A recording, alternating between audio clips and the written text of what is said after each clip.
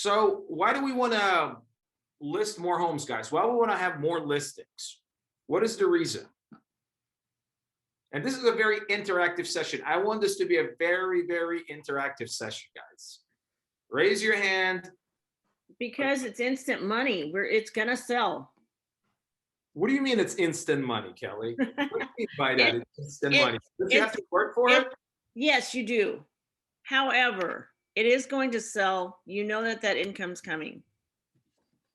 So it's almost kind of like a money in a bank, right? Yes. Okay, so money in the bank. So that means that if you put the house on the market, what are the chances of it selling it? Right now, 100%.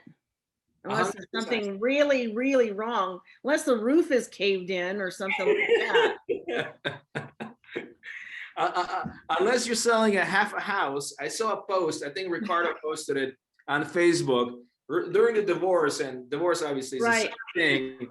But I mean, right now, divorcees are actually thinking like splitting the house into two and listing it each side and see if they can get some money out of it. I would not be surprised if they're going to be able to sell it, to be honest with you right now. So the biggest thing I think with the listings is the fact that you save a lot of time, right? And you're going to be able to sell this property. 99.9% of the chance, unless the sellers get cold feet, they change their mind, you're going to sell this property, right? The biggest thing I think for me when I started in real estate back in 2013 was the fact that I could spend a fraction amount of time working the listing versus working the buyer. Even at that time, I remember 2013, 2014, I would spend 3, 4, 5 times more in terms of the time spent with a buyer than I would spend with the seller, okay? And right now, it's huge. I mean, right now, we all got a bunch of buyers, right, that we're working with, not enough inventory. We're going out there, we're showing 1 house, 2 houses, 3 houses. We're writing offers on them, and we're not getting anything. Like yesterday, I wrote an offer on a house in Litchfield Park. Okay, the listing price is $470,000. They received so many offers on it that they decided to take it off the market, like temporarily off the market to review all those offers. And all of the offers were like $40,000, $50,000, $60,000 above the listing price of $470,000. So even though we wrote a cash offer, a clean offer for $530,000, we were not able to get that offer accepted.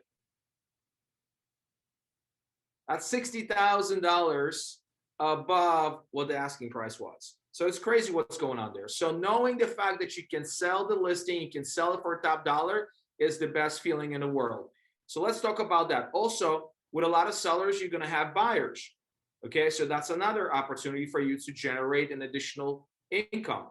You're also going to be possibly getting some business out of the sign calls if you be able to do an open house or two, online leads, referrals. So one listing can potentially generate 1, 2, 3, 4, 5, 6, 7, 8, 9, 10 commission checks. I have one client, Chuck Zagarigo, okay, and I listed his house back in 2014. Since then, through him and through his referral network, I probably listed and sold 14 or 15 houses. It was a for sale by owner back in 2014. So it's definitely doable. I have one listing right now that is listed for $950,000. It's under contract. I sold his house. He was a for sale by owner in Arrowhead Lakes about 2 years ago. I listed this house. We had multiple offers on it, offers all about the asking price, and I'll show it to you guys in a couple of minutes. But anyway, so the for sale by owners is the best way to go about it, I believe, okay?